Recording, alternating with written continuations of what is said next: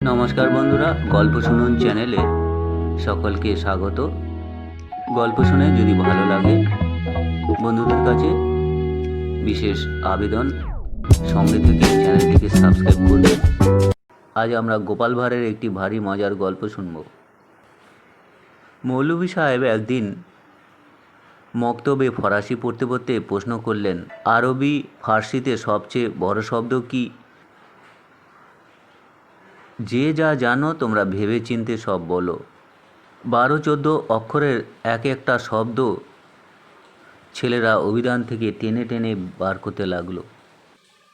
তখনকার দিনে ফার্সি জানা থাকলে দরবারের কাজের সুবিধা হতো। এজন্য কাজের আশায় গোপাল সেখানে পড়তো। এবার অনেক ভেবে চিনতে সে বলল, যত বড়ই শব্দ থাক, সবচেয়ে বড় শব্দ হলো ইসমাইল। ঠিক বলেছি কিনা ভেবে দেখুন মৌলভী সাহেব। তখন মৌলভী সাহেবের চোখ কপালে। গোপাল বলল, দেখছেন না, একটি পুরো মাইল আছে এই একটা শব্দের ভেতরে। জি, এর চেয়ে আর বড় শব্দ কিছুই হতে পারে না। গোপাল ভাঁড়ের এই কথা শুনে মৌলভী সাহেব অবাক হয়ে গেল।